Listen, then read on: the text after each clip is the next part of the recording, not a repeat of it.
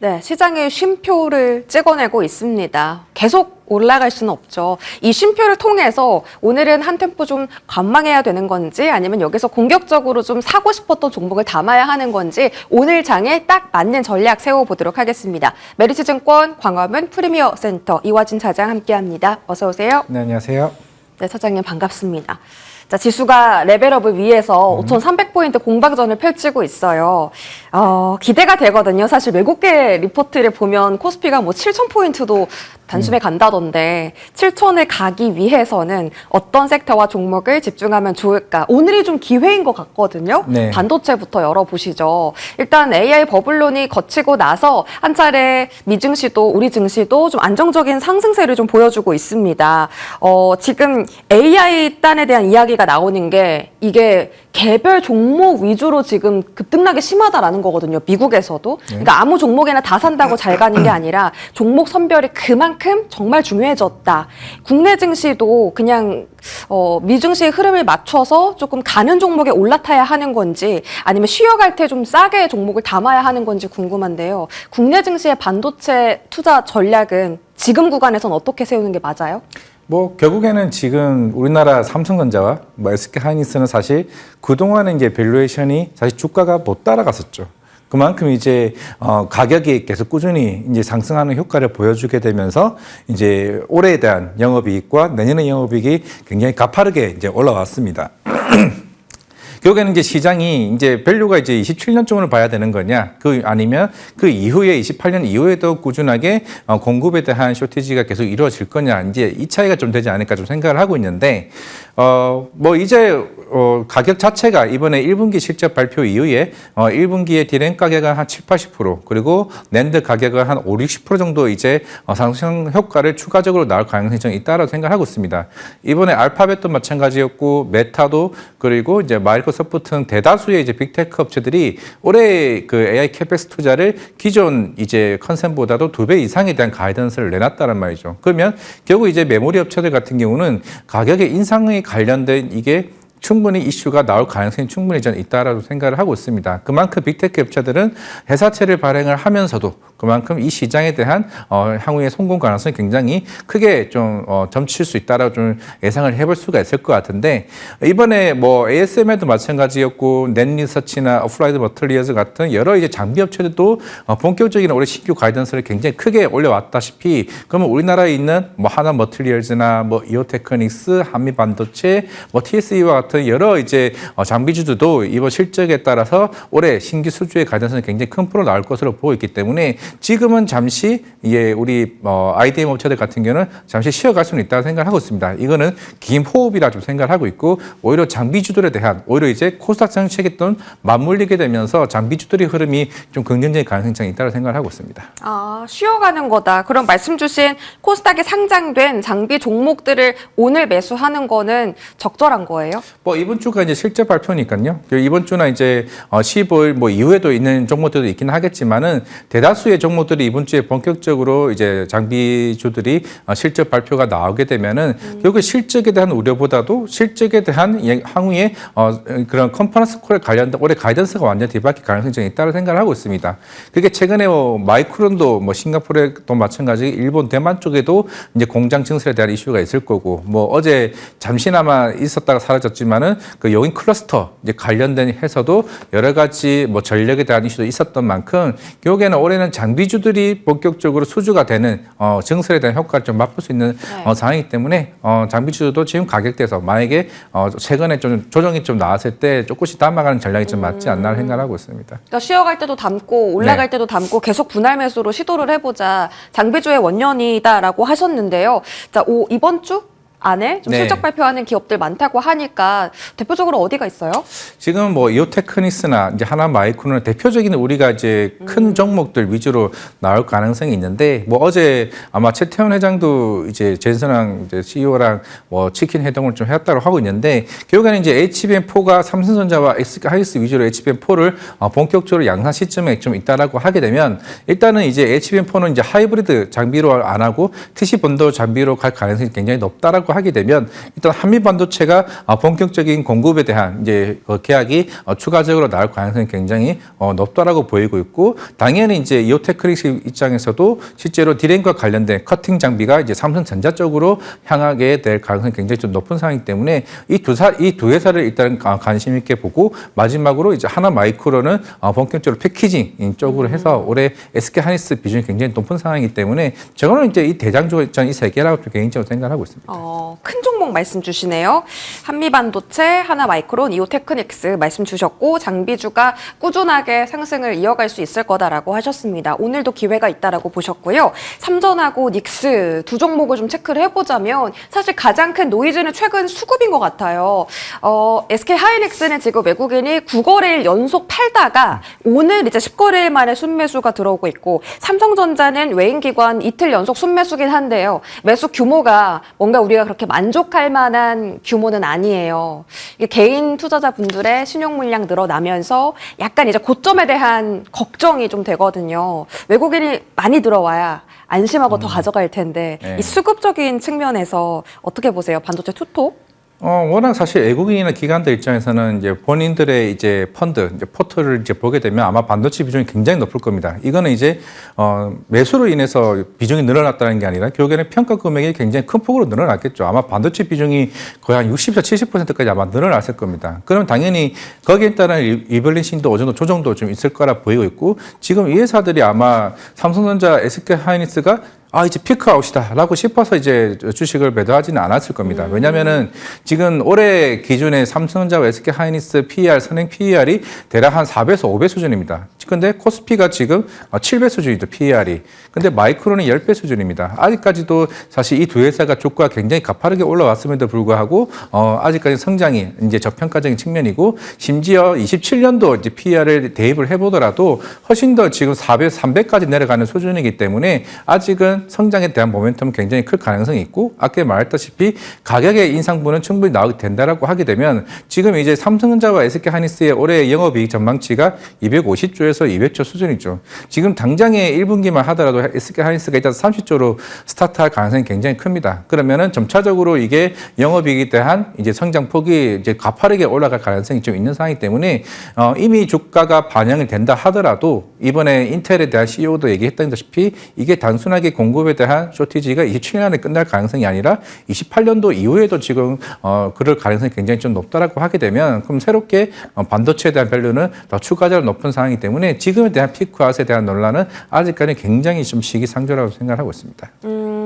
피크아웃 매도가 아닐 것이다라고 하셨고, 말씀 주신 것처럼 마이크론 주가가 정말 엄청난 상승세를 보이는데 사실 HBM 이 산업군에서 대장은 하이닉스랑 삼성전자잖아요. 네. 그 밸류를 반영하려면 아직도 조금 갈 길이 멀다라는 말씀이시네요. 27년도에 그 밸류는 아직 반영이 되지 않았다. 그러면 오늘 구간에서도 매수가 가능하다라고 두 종목 다 보시는 거고요. 뭐 보유자 입장에서는 굳이 팔 필요도 아예 없다라 좀 생각을 하고 있고, 신규자 입장에서는 아까 말씀대로 그럼 삼성전자 이제 저의 얘기에 의하면은 네. 삼성전자 16만 원, SK 하이닉스 80만 원 때는 그럼 싼 거겠네? 맞습니다. 저는 아직도 싸다라고 좀 생각을 하고 있고, 그러면 가격에 대해서는 충분히 메리트가 좀 있다라 보이고 있는데, 우리가 앞서 얘기했던 여러 가지 실적에 대해서 얘기를 했지만은 삼성전자, 파운드리에 대한 흑자 전환이 언제 바뀔지도 모르는 상황이고, 그럼 굉장히 좀 빨라지겠죠. 최근에 테슬라 AI5 칩도 본격적으로 양산을 시작을 했습니다. 그럼 1분기 때부터 갤럭시 S26에 들어가는 엑시너스 2600도 들어갈 거예요.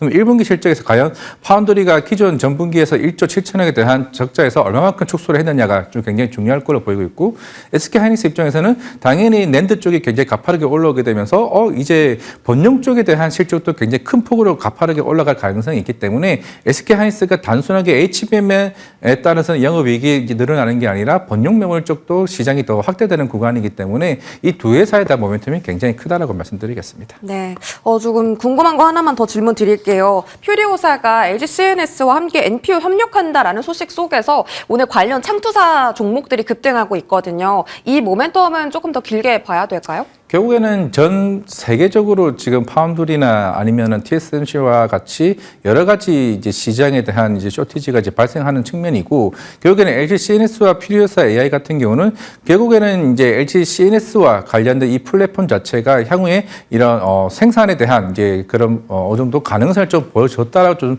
생각을 하고 있는 측면이기 때문에 지금 당장으로서는 이제 여기에 대한 이제 성장성을 이제 보는 거고, 지금 실적에 대한 부분은 명확하게 아직 나올 수 있는 상황은 좀 아니라고 좀 보고 있기 때문에 어떻게 보면 시장은 좀 새로운 걸 찾는 뭐 테마적인 측면에서 좀 접근할 수 있는 부분이 아닌가 생각을 하고 있기 때문에, 어차피 올해 구글도 마찬가지고 마이크로소프트도 새로운 TPU와 NPU와 관련된 자체 칩에 대한 수요가 굉장히 커지는 좀 시기이기 때문에 결국 그 회사들이 AI 쪽에 대한 마진들을 이제 대폭 이제 개선하기 위해서는 어떻게 보면 엔비디아에 관련된 본영 쪽보다도 AI 쪽에 관련된 이제 그런 자체 칩에 대한 수요가 니즈가 굉장히 큰 상황이기 때문에 오히려 필요일사 이제 AI처럼 이쪽에 대한 플랫폼 개발은 좀 시장에서 긍정적으로 좀 해석할 부분이 아닌가 생각을 하고 있습니다. 단기로 보긴 하는데 다시 한번 시장에 노출될 수 있다라는 네, 거네요. 맞습니다. 알겠습니다.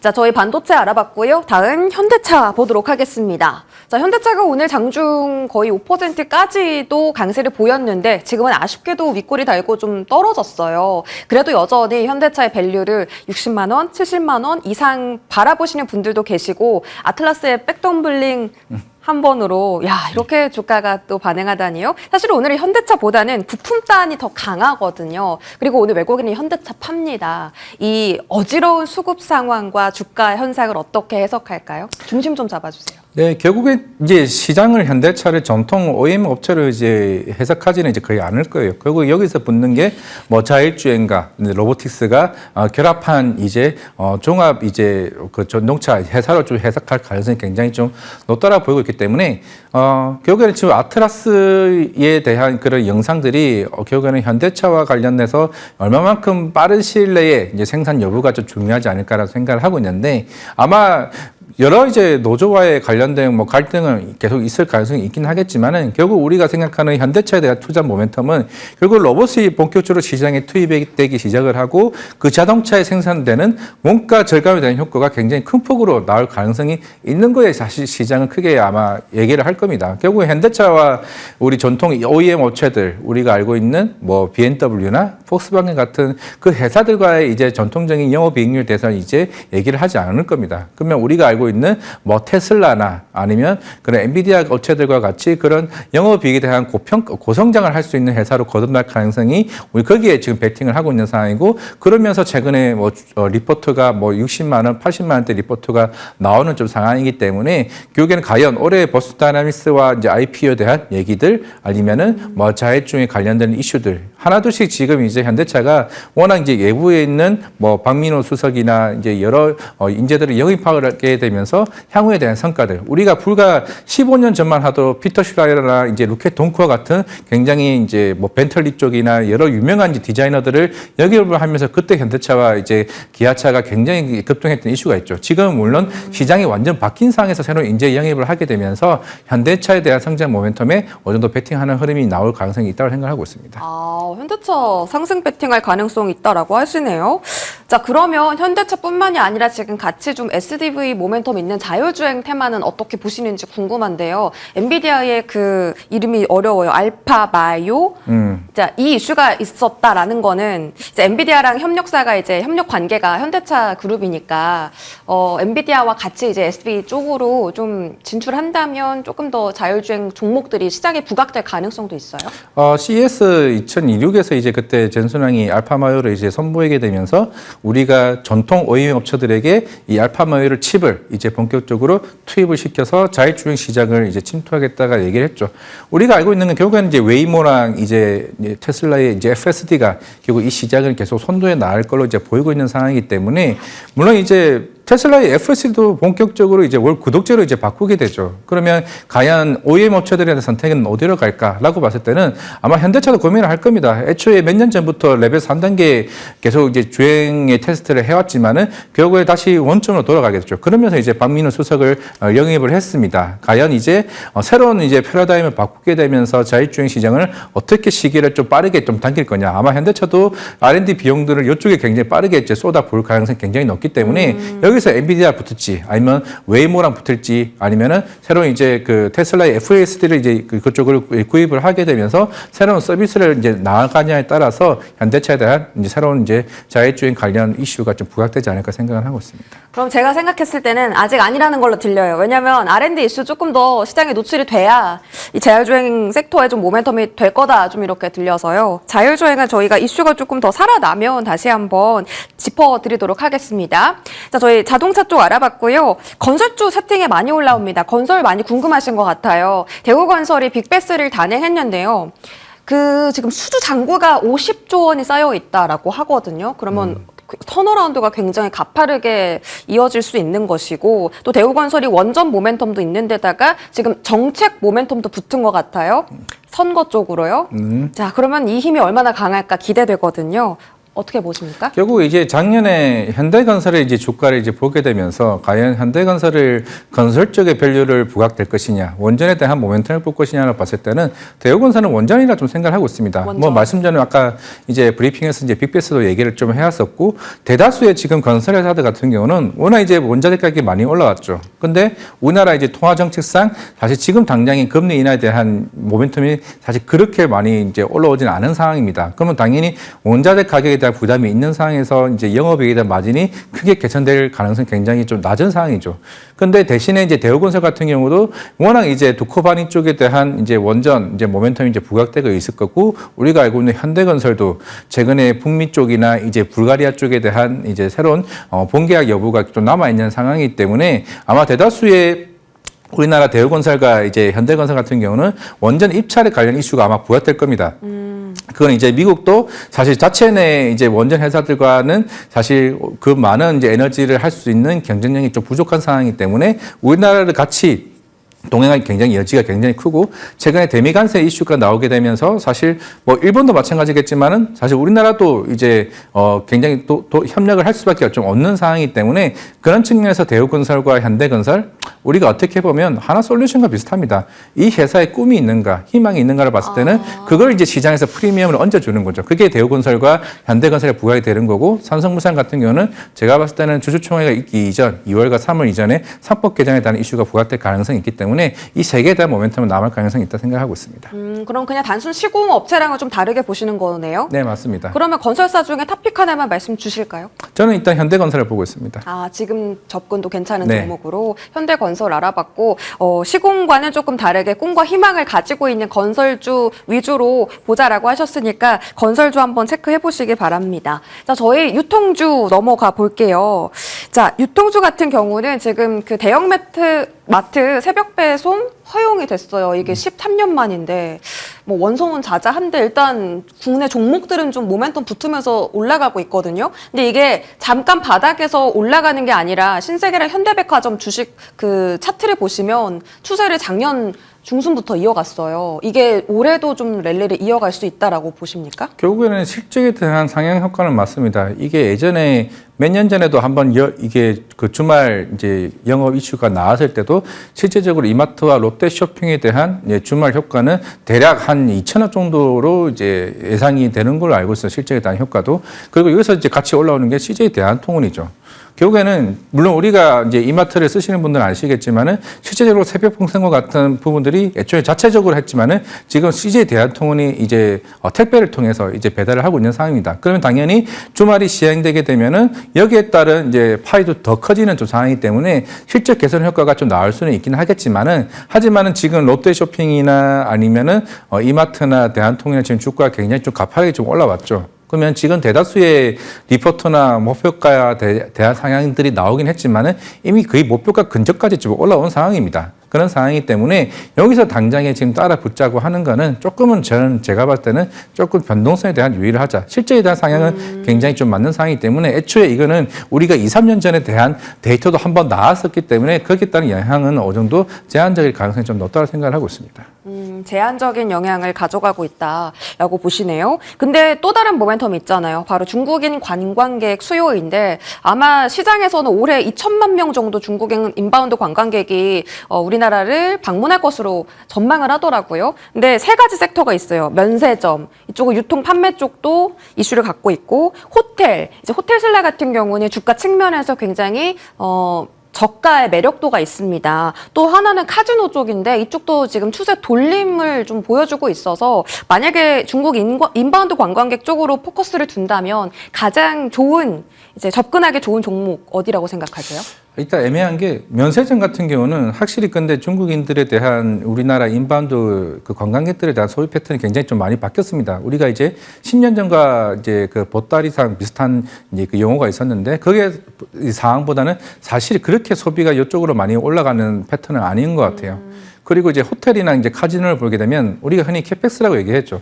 캐펙스에 대한 이제 부분들이 어느 정도 좀 한정되어 있습니다. 대신 호텔 같은 경우는 가격이 올라가겠죠. 가격에 대한 상승 효과는 충분히 이제 노릴 수 있다라고 보여지고 있고, 그러면 이제 카지노 같은 경우는 물론 최근에 이제 일본 다카이치 총리가 이제 선임되게 되면서 사실 중국과 일본 간의 관계가 조금은 이제 난항을 겪긴 하겠지만은 대신에 국내 이제 카지노가 최근에 증설 효과가 좀 있었던 뭐 GKL이나 뭐 파라다이스와 같은 효과들은 충분히 좀 나올 수가 볼 수 있는데, 오히려 이제 로또 관광개발이 이제 호텔과 카지노에 대한 시너지 효과 같이 나올 수 있는 상황이기 때문에 롯데 관광개발이 오히려 긍정적으로 좀 보일 수 있지 않을까 생각을 하고 있습니다. 오늘 센 종목보다는 조금 더 모멘텀 강한 쪽으로 보자라는 거네요. 네, 맞습니다. 네, 알겠습니다. 이쪽으로는 롯데 관광개발 탑픽 꼽아주셨습니다. 메리츠증권 이화진 차장과 이 시간 함께 하셨습니다. 고맙습니다.